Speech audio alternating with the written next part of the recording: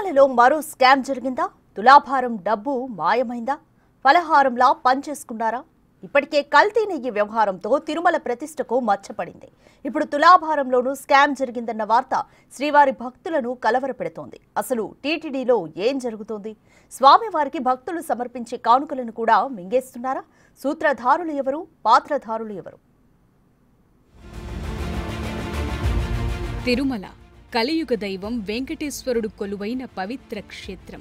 ఏడుకొండలపై వెలసిన ఆ శ్రీనివాసుణ్ణి దర్శించుకునేందుకు నిత్యం వేల మంది వస్తుంటారు. కోరిన కోర్కెలు తీర్చే కొంగు బంగారంగా స్వామివారిని కొలుస్తుంటారు. దేవదేవుడిని దర్శించుకుని మొక్కులు తీర్చుకుంటారు. తిరుమలకు వచ్చే భక్తులు తీర్చుకునే మొక్కుల్లో ఒకటి తులాభారం. కోరిన కోర్కెలు తీరితే వడ్డీ కాసుల వాడికే నిలువెత్తు నగదును తులాభారంగా సమర్పిస్తుంటారు.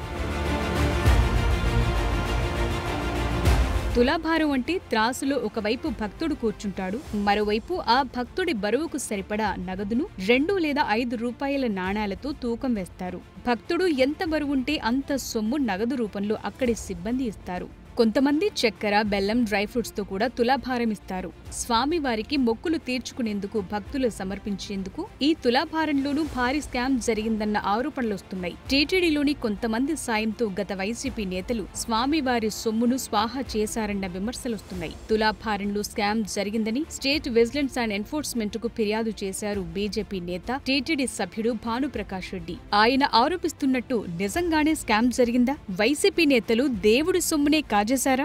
తులాభారంకి వెళ్ళి అక్కడ పరిశీలిస్తే దాదాపు నేను వెళ్ళిన రోజు 10,18,000 రూపాయలు ఆ రోజు తులాభారంలో 3 షిఫ్ట్లు ఉంటాయి. 3 షిఫ్ట్లకు కలిపి 10,15,000-18,000 రూపాయలు వచ్చింది. దాంట్లో 90% నగదు రూపంలో వస్తుంది, అంటే డబ్బు రూపంలో వస్తుంది. మిగతా అంతా కార్డులో ఉంటుంది, మిగతా అంతా నగదు రూపంలో వస్తుంది. కాబట్టి వాళ్ళు చెప్పినట్టు అనుమానాలు నాకు ఫిర్యాదు చేసినట్టు వాళ్ళు రోజు మినిమం ఒక 2 లక్షలు తీసుకుని వెళ్ళిపోయారు వాళ్ళు.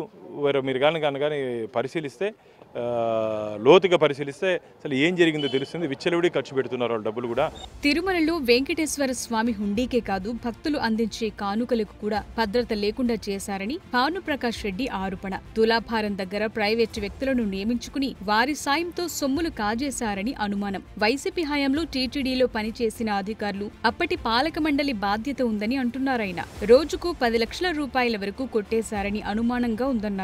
ఆ సొమ్ము ఎవరికి చేరింది? పాత్రధారులు, సూత్రధారులు ఎవరనేది త్వరలోనే తేలుస్తామన్నారు. అసలు ఎంత బాధ అంటే, వెంకటేశ్వర హుండీలో సంరక్షణ కానుకలు కొట్టేశారు. దాదాపు 100 కోట్ల రూపాయలు పరకామలో కొడితే చెట్టు కింద పంచాయతీ చేసినట్టు పంచాయతీ చేసి వాడి దగ్గర లోకాదత్త రాసుకొని వాడిని పంపించేశారు.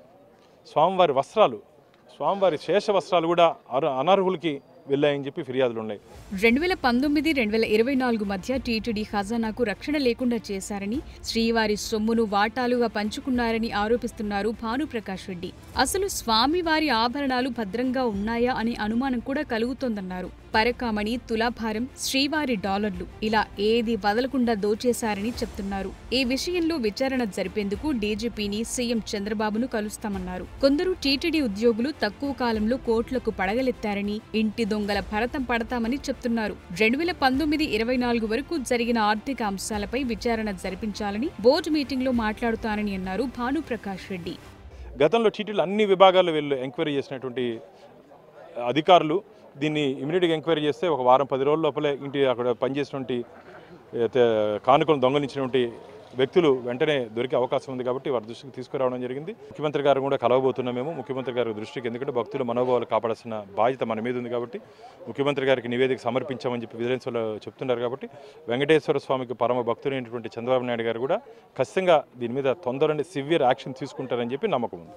తిరుమలలో శ్రీవారి మూల విరాట్టుకి శుక్రవారం అలంకరించే శేషవస్త్రానికి కూడా విపరీతమైన డిమాండ్ ఉంటుంది. ప్రధాని, రాష్ట్రపతి, గవర్నర్, ముఖ్యమంత్రికి మాత్రమే శేషవస్త్రంతో ఆశీర్వచనం అందించే నిబంధన ఉంది. వైసీపీ హయాంలో ఆ శేషవస్త్రం సమర్పించడంలోనూ దుర్వినియోగం జరిగిందన్నారు. తిరుమల ఆలయంలో జరిగిన అవినీతి, అక్రమాల్లో పాత్రధారులు, సూత్రధారుల సమగ్ర వివరాలను బయటపెడతానని అంటున్నారు భానుప్రకాష్ రెడ్డి. వారందరూ త్వరలో జైలుకు వెళ్లటం తప్పదని హెచ్చరించారు భానుప్రకాష్ రెడ్డి.